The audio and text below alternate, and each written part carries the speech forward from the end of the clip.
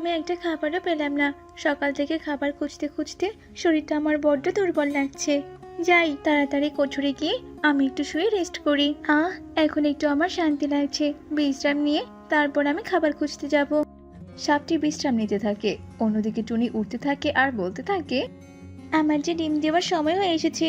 দুদিন থেকে থাকার জন্য ভালো একটা গাছ খুঁজছি, অথচ আমি পাচ্ছি না। আমি যে কি করবো, কোথায় থাকবো, কোনো কিছু বুঝতে পারছি না। টুনি তার থেকে কিছুটা দূরে একটি গাছের ডালে কণিকার যজ্ঞকে বসে থাকতে দেখে। ওই তো কাক দাদা দিদি, যাই ওদের কাছে যাই, ওরাই হয়তো আমাকে একটা ভালো গাছের সন্ধান দিতে পারবে। দাদা দিদি, আসলে আমি বাঁশের বন থেকে এসেছি গো। দুদিন থেকে বাসা বানানোর জন্য একটা ভালো গাছ খুঁজছি, কিন্তু কোথাও পাচ্ছি না গো। দাদা দিদি, তোমরা আমাকে বলতে পারবে এই বনের কোন দিকটায় ভালো গাছ পাওয়া যাবে? টুনির এমন কথা শুনে কণিকা যজ্ঞর কানে কানে বলে, যজ্ঞ শোনো, এই ছোট্ট টুনিকে ওই সাপের গাছটা দেখিয়ে দেই। এই টুনি না বুঝে ওই সাপের গাছে ঘর বানাবে, তারপর সাপ ওকে গিলে খাবে, তারপর আমরা দূর থেকে মজা নেব। কতটা দিন হয়ে গেল বলো তো, কারোর সাথে একটু মজা করি না। কি ব্যাপার গো দাদা দিদি, তোমরা কানে কানে কি বলছো? দাও না, দয়া করে আমাকে একটা গাছ খুঁজে দাও না, আমি যে অনেক বিপদে আছি গো। শোন, সোজা গিয়ে বাদিকে দেখবি একটা মোটা আম গাছ। ওই গাছটা অনেক শক্ত আর মজবুত। অনেক পাখি এর আগে ওই গাছে বাসা বেঁধে থাকতো। তোমাদেরকে অনেক ধন্যবাদ গো দাদা দিদি, তোমরা আমাকে সাহায্য করলে। আরে আরে, সত্যি তো গাছটা অনেক মোটা আর শক্তিশালী। না, আর দেরি করে কোনো লাভ নেই, যাই আমি বরং কাঠ খুঁজে নিয়ে আসি। টুনি বনের ভেতর থেকে অনেক কষ্ট করে কাঠ নিয়ে আসে, আর সেই কাঠগুলো দিয়ে সে ঘর বানাতে শুরু করে। টুনির ঘর বানানোর শব্দে কোঠরে থাকা সাপের ঘুম ভেঙে যায়।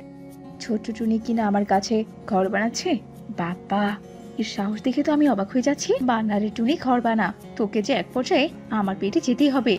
কিছুক্ষণ পর টুনির ঘর বানানো শেষ হয়ে যায়, আর সাপটিও কোঠর থেকে বেরিয়ে আসে। আর এটা দেখে তো টুনি ভয় পেয়ে যায়। সাপ, এই গাছে কিনা সাপ থাকে, এবার আমার কি হবে? এত কষ্ট করে ঘর বানিয়ে কিনা এখান থেকে এখন পালাতে হবে। আমার যে এখন খুব কাঁদতে ইচ্ছে করছে, আর মনে হচ্ছে ওই পাজি কাক জেনে বুঝে আমার সঙ্গে এমনটা করেছে। ভয় পেও না বন্ধু, আমি তোমার কোনো ক্ষতি করব না। তুমি আমার কাছে ঘর বানিয়ে অনেক ভালো করেছো। জানো তো, এই বনের পাখিদের সঙ্গে বন্ধুত্ব করার আমি কত চেষ্টা করেছি, কিন্তু সবাই আমাকে ভয় পেয়ে এড়িয়ে চলে। তুমি আমার বন্ধু হবে? বন্ধু?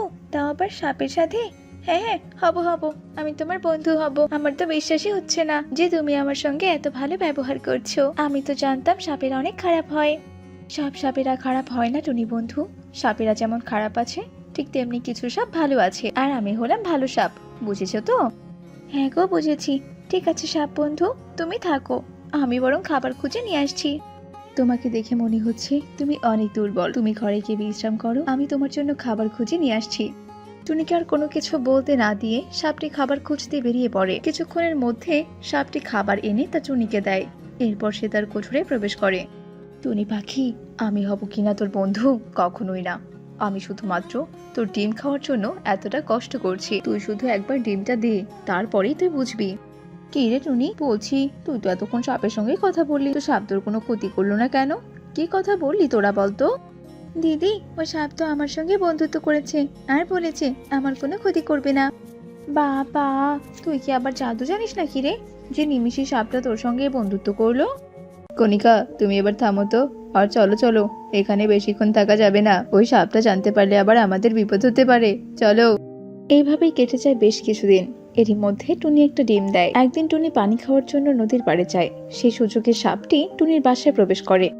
ইস, আমার যে কি মজা লাগছে না, এখন আমি মজা করে টুনি পাখির ডিম খাবো।